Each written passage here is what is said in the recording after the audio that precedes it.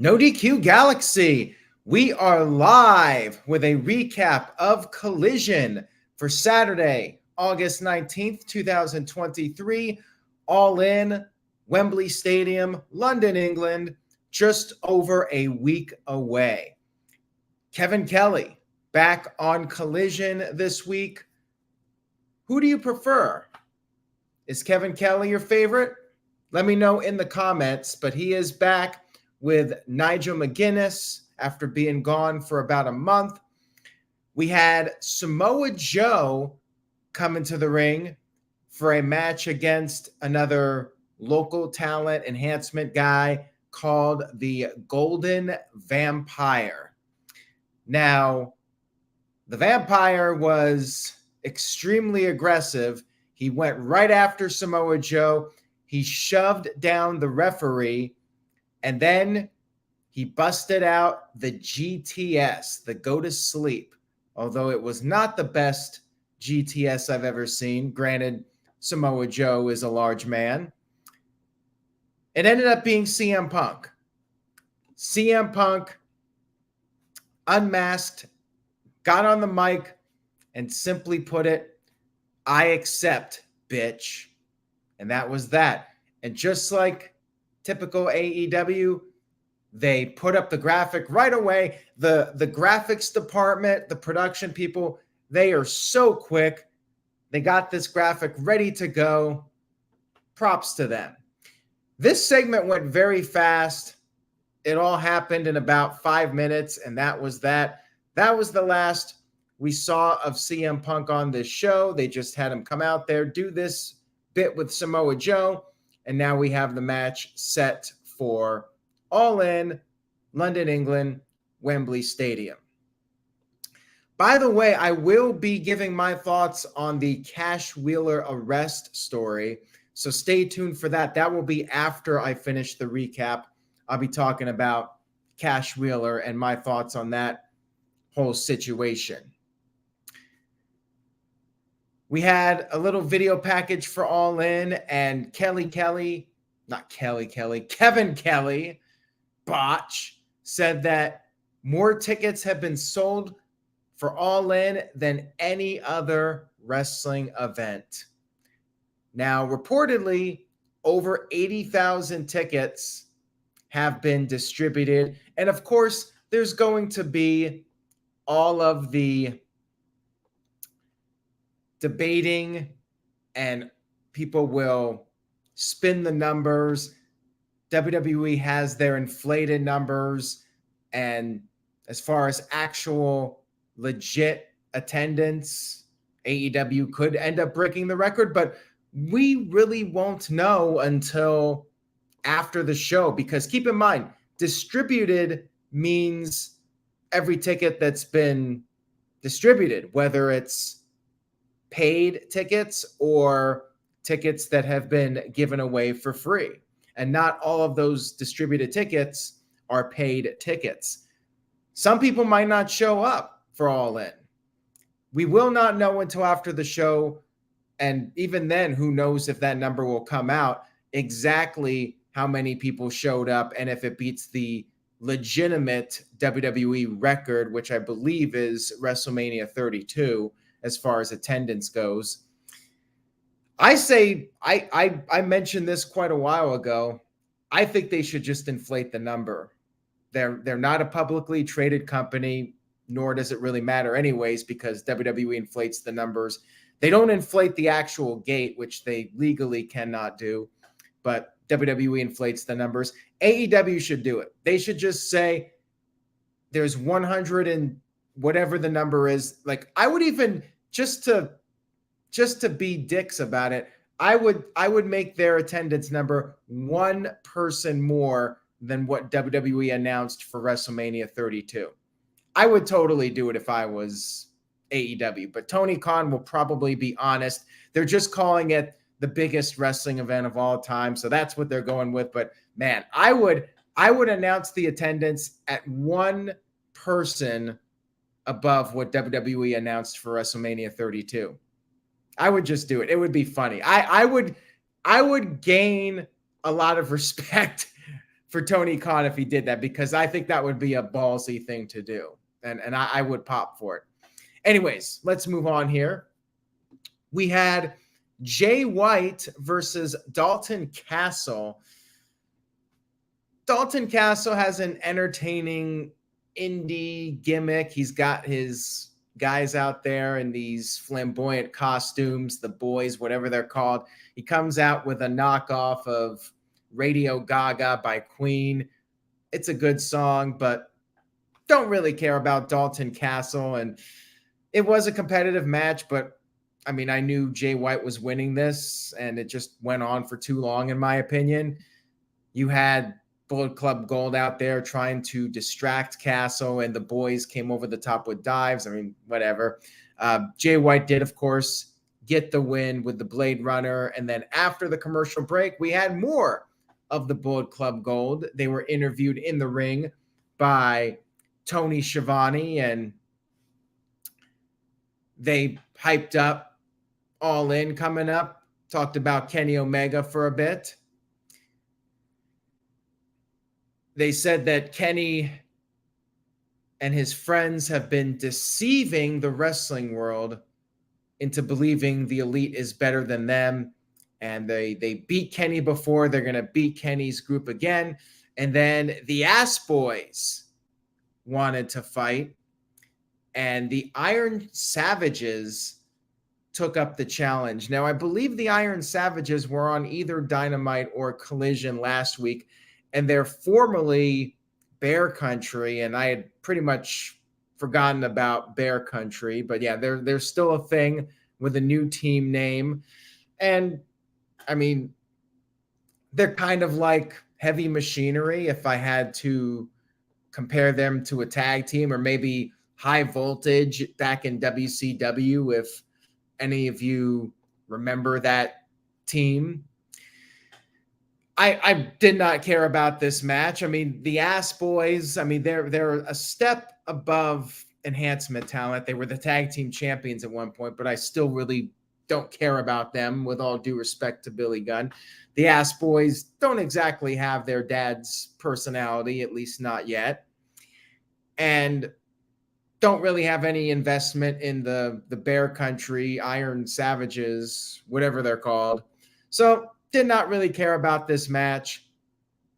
The one big guy was a little impressive, kind of had an Otis vibe to him. Juice Robinson got the win for his team, so there you go. I mean, obvious direction this was going. Or not Juice, one of the Ass Boys. I don't even know who is who at this point. We had a House of Black video package. Keep in mind, we got the Acclaimed and possibly Billy Gunn coming back for one more match. We'll see. We also had a vignette with Roosh, and I'm not really sure what's going on here. I did not know what to make of this. He's angry.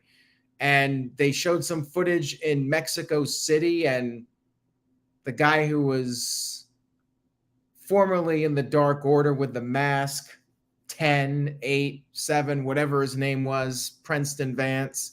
I guess he got abducted. Like, a couple guys in masks grabbed him and threw him into a car. Like, I don't know what's going on here, nor do I really care, quite frankly.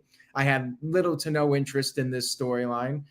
And then Tony Schiavone was interviewing Ricky Starks in a backstage segment, and Starks revealed that his suspension was not 30 days, but rather 28 days, okay? Which basically means he will be able to wrestle at All Out. Tony Schiavone got it wrong by saying it was a 30-day suspension, okay, whatever. And he's going to bring chaos as a manager for the next 2 weeks. Big Bill is now aligned with Ricky Starks, and Big Bill came out there.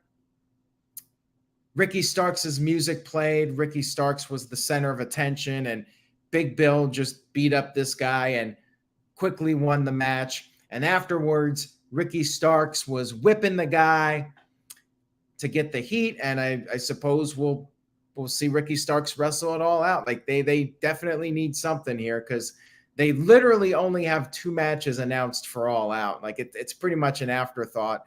Obviously, All In is the priority, but I mean, they really should not have booked 2 pay-per-views within a week of each other.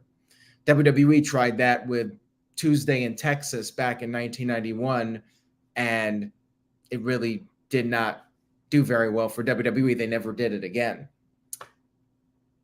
But of course, different era, so maybe AEW can get their fan base, get 150,000 people to pay for two $50 pay-per-views. If that works out for them, then more power to them. Just doesn't seem like a good idea on paper. And yeah, I mean, who suspends somebody for 28 days? Just say he's suspended until All Out. I mean, I don't know. And yeah, maybe it's going to be Starks versus CM Punk at All Out, I suppose. Maybe Starks costs CM Punk the match against Samoa Joe. I guess that's a possibility. We had some footage of Sting and Darby Allin crashing AR Fox's training session at his school. Now, if you recall, AR Fox and Swerve Strickland did this to Nick Wayne, not Buddy Wayne. They did it to Nick Wayne, so Sting and Darby were getting some revenge on Nick's behalf. We then had Willow Nightingale versus Diamante.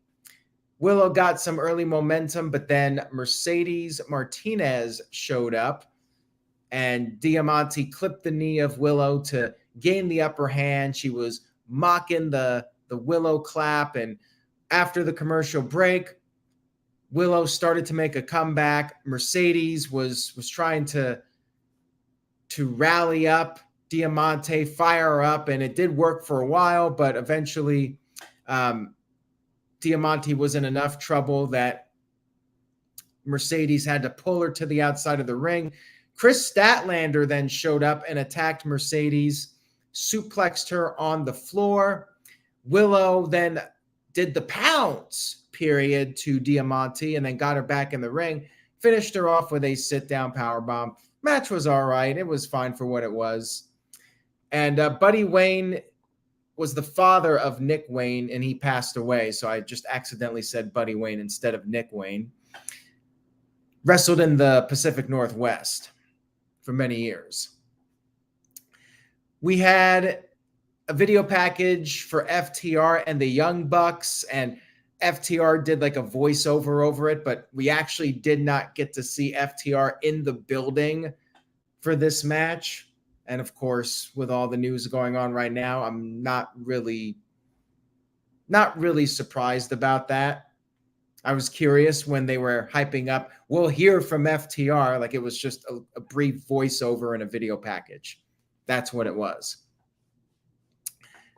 We had Tony Storm interviewed backstage, and they're teasing the idea, will her and Saraya get along in the Fatal 4-Way match for the women's title? And she basically said that they're a sisterhood, the Outcasts, and they're going to be fine, and she's going to be a 3-time women's champion. We'll see. I mean, the idea that they're in the match, they're probably going to work together, but we know how these matches tend to turn out. I would say the FTR and Bucks match is happening. Like, if it wasn't happening, they wouldn't be hyping it up. And they hyped up a segment for Wednesday's Dynamite. There's going to be a little face-off between the Bucks and FTR. If it wasn't happening, there'd be no mentioning of it, or they would have done some kind of angle. But I'll talk more about Cash Wheeler here in just a minute. We had Powerhouse Hobbs versus a local wrestler. Quickly won. He was mocking Miro by putting on the game over submission after he won the match with the Spine Buster. And then Miro appeared on the big screen, talked about how he walks alone and redemption is coming to Hobbs at All Out, and Hobbs is going to pray to him now, blah, blah, blah. I mean, I'm sure it'll be a good match, but I mean, they really need to do more than this to get people excited for All Out as far as I'm concerned. Should be a fun match, though, big men, meaty men slapping meat type of deal. It'll be entertaining. We had our main event, Darby Allin versus Christian Cage. Christian wearing the TNT title, even though Luchasaurus is the champion. Swerve and AR Fox were watching backstage, and Christian was taunting Darby with the championship. And he targeted the left shoulder of Darby. Darby was able to avoid a spear attempt, and then Darby pulled up the turtleneck shirt that Christian was wearing. Christian's always wearing that turtleneck, and it backfired on him in this match, kind of like when IRS would wear the tie, and people would always use the tie against him. Anyways, you had Darby going for a coffin drop to Luchasaurus, but Lucha caught him, and then Christian took a cheap shot, but then Darby recovered from that. Darby placed Christian in a sitting position on a chair and then climbed up to the top and delivered a top rope drop kick to Christian, and then Christian was laid out on the apron. Darby went for a coffin drop, but Luchasaurus pulled Christian out of the way.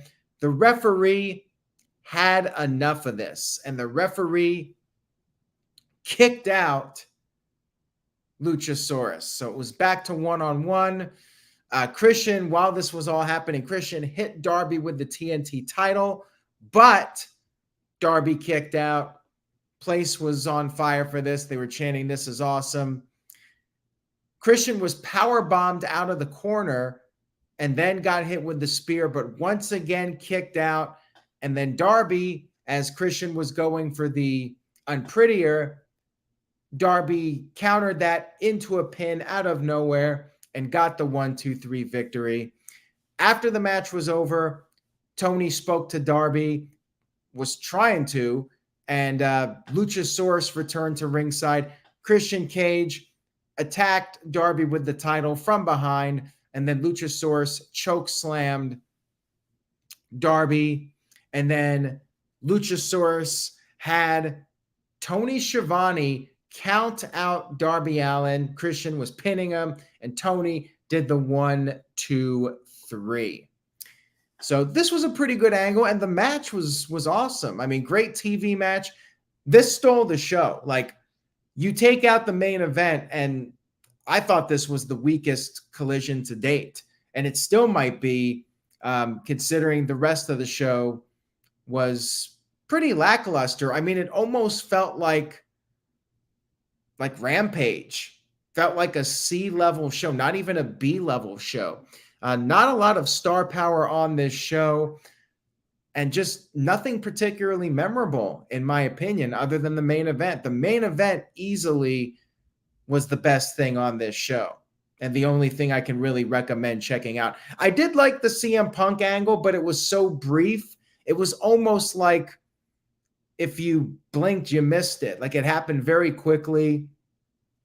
And with CM Punk, you expect a little bit more. You want to see him out there on the mic or doing something a little bit more with substance. It was just very, very basic with him wearing the conquistador outfit or whatever it was and attacking Samoa Joe. But it was a good angle in the beginning. I'm going to give the show a C+. And the plus is due to Christian. Like, I would have maybe even gone as low as C- without that main event. Main event is definitely worth checking out. I mean, Darby's nuts, but it's entertaining. I mean, he's always putting on a performance. Walter Cruz, the Rage of Wrestling, sent in a $10 super chat. Walter's got to be the nicest guy I've ever known that rages. Just saying. He says AEW should do a 2 for $75 type deal with these pay-per-views if you really want people to buy both, especially after WrestleMania tickets went on sale. People coughed up a lot of that money for that already. Well, that's a valid point, but at the same time, I think Tony Khan is going with the idea that his fan base, they're loyal. If they're going to buy one pay-per-view, they'll buy 2 pay-per-views because they know both pay-per-views are going to be great, regardless of the build-up, regardless of the card. He just knows his fan base and he's taking a risk here. I mean, sometimes you have to do that in business. You have to take a calculated risk. Is it a good idea on paper? No. But then again, was announcing All In without any matches the best idea? Probably not. But they, to their credit, 80,000 plus people, and most of those tickets were moved before one match was even announced. So there you go. I mean, sometimes you got to try different things, and just because something did not work in a previous era doesn't mean it's going to apply in 2023. So that was Collision. Decent show. Main event was the thing that really took it to a higher level, in my opinion. So, Cash Wheeler. I'm not sure what to make of it. He got arrested. Apparently, it was some type of road rage incident, and he allegedly flashed a gun at somebody in another car. I am going to wait and see how this plays out. What I'm curious about is this incident apparently happened several weeks ago, which means one of two things, since Wheeler was arrested Friday morning. He knew about this and did not tell Tony Khan, because they still advertised the match, and you would think that if Tony Khan knew about this, they would have held off on doing this match at Wembley Stadium. Or Tony Khan knew about it and decided to book the match anyways. Either way, it's a bad look. So I'm hopeful that it will come out that Wheeler was feeling like he was like in danger, and that's why he flashed the gun to warn the other person to back off. I mean, until more information comes out, I don't really have a strong opinion on it. You know, like it's all a claim at this point, and we don't know if there's eyewitnesses or if there's some kind of video footage. I mean, if not, then it's basically one person's word against another. Wheeler has pleaded not guilty, so I mean, we'll have to see how this plays out. It's just bad timing. It's a bad look for AEW with this match coming up, and you know, people are making fun of it now. You got I try not to laugh at it. I mean, it's ridiculous, but like you got the whole thing with Arn Anderson and the gun, and you know, that whole angle that he was doing a year or two back, and they photoshopped Cash Wheeler's face over Arn Anderson. It's embarrassing for AEW and FTR, and yeah, I'm hoping that Wheeler had a good reason if that in fact happened. So we'll see what happens with it. And I presume the match is on, unless some shocking revelation or piece of information comes out. I think the match is going on. He bonded out for $2,500. So I think he'll be fine traveling to the United Kingdom. It doesn't seem like that's going to be a problem. He still has his passport. And yeah, it'll be interesting to see how the crowd reacts. Will they turn against FTR because of this? I mean, it'll be very interesting. And like I said earlier, I'm not surprised about the lack of FTR on this show. And I wonder if the Dynamite segment's going to be something like in the backstage area, if they're going to actually have FTR in front of the live audience. That'll be interesting to see if they do that or not, and if they're just going to wait until All In and see how fans react to them then. Anyways, guys, as far as the outcome goes, I'll wait and see what news comes out over the next couple days, but would not shock me if the Bucks won the titles.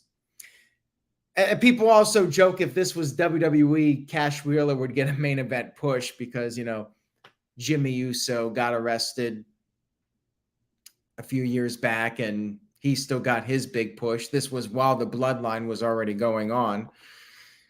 I think it was 2021, summer of 2021, somewhere around there. But with AEW, with Tony Khan, we'll have to see how he handles this, if he decides to punish Cash for this and put the titles back on the Young Bucks. I mean, yeah, I could see it going either way.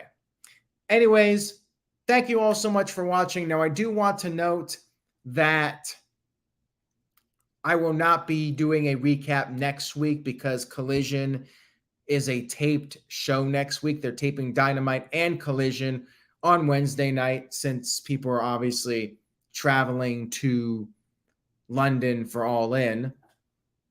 And then 2 weeks from now, Collision is going up against Payback, and I'll be covering Payback and doing the live recap of Payback. So at least the next 2 weeks, there will be no Collision recap. As I mentioned when I first started, it wasn't going to be an every week deal where I recap Collision, but got a lot of content coming up. No DQ review, episode 250, Sunday night, 8 p.m. Eastern, 5 p.m. Pacific, and of course, Raw and SmackDown. I'll also be off Wednesday night. I have a prior commitment, so no Dynamite recap this Wednesday night, but Thursday night, we'll be doing our All In predictions live stream. NoDQ.com will keep you covered on all the happenings, all the news. Thank you, everyone. Enjoy the rest of your weekend. And remember, say yes to NoDQ.com, and I will see you all next time.